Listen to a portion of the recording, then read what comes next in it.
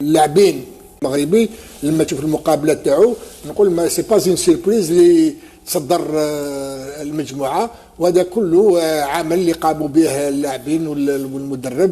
نتمنوا له ايضا يمشي بعيد في المنافسه هذه، لان حقيقه انه يقدم في عروض لا باس بها. نعم، شكرا لك محمد قاسي سعيد.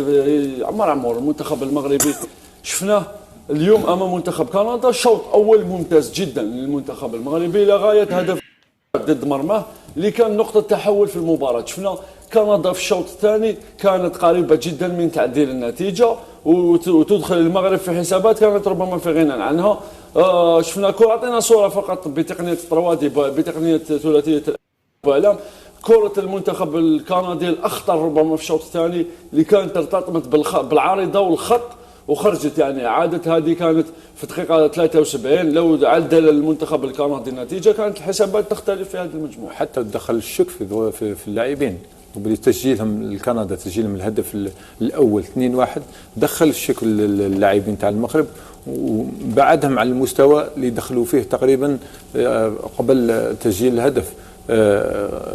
المقابله كانت المنتخب المغربي لعب مستوى رائع، رغم انه تغيير واحد في وسط الميدان لوجود صابري اللي دخل في مكان ام الله اللي عطينا تشكيله المنتخبين. ام الله اللي شارك في المقابلتين اللي فاتوا كاساسي، لكن هذا ما بعثرش الاوراق تاع الفريق ولا هبط المستوى تاع الفريق. بالعكس لا غاردي لو ميم نيفو تاع الفريق، سواء الفني ولا حتى البدني. قبل بطوليه ضد كرواتيا 0-0 وكان جاب المنتخب الكرواتي. المقابله الثانيه ربح المنتخب البلجيكي اداء ونتيجه، والمقابله الثالثه نظن اللي كان فيها الحسابات اكثر، خاصه بعد تسجيل الهدف الكندي كان في حسابات اكثر. لذلك نظن اللي يستاهلوا كل خير، نباركوا لهم من المنبر هذا. ياسين سالمي، قبل ان نعود اليك فقط اعطينا صورتي تسلل الهدف الثالث الذي الغي للمنتخب المغربي، كانت راح تكون ثنائيه ليوسف نصيري.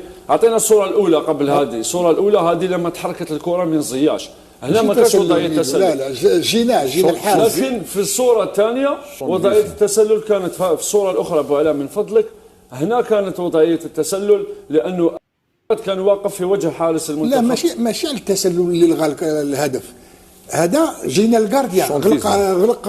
كنت سأتحدث عن ذلك. اللاعب اجراد واقف في وجه الحارس. صارت في المباراه ضد المانيا. المانيا صدير كان في لاكسيون. يعني اليوم كي يكون الحارس، يعني اللاعب اللي يكون امامه صدير يصوب في لاكسيون، يعني حتى ولو يديرها فوا، يعني اللاعب يكون يتحرك يديرها فوا. صارت في المباراه تاع المانيا. حتى لو ما تتحركش وتكون واقف في وجه حارس المرمى، يعني تمنعه من الرؤيه الجيده، الحكم يرفع رايه التسلل. عمور اليوم عفوا ياسين سلمي شفنا المنتخب المغربي تأهل في المركز الاول في هذه المباراه.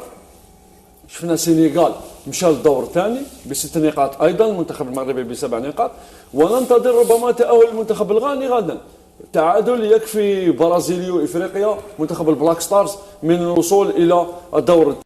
هل سنشاهد لاول مره في تاريخ المونديال 3 منتخبات افريقيه ستتاهل الى الدور الثاني؟ هنا شفنا البعض كان يقارن بين المنتخبات الاسيويه والمنتخبات الافريقيه. اعتقد بان المنتخبات الافريقيه لا زال عندها هذاك لو با، يعني الخطوه الزائده مقارنه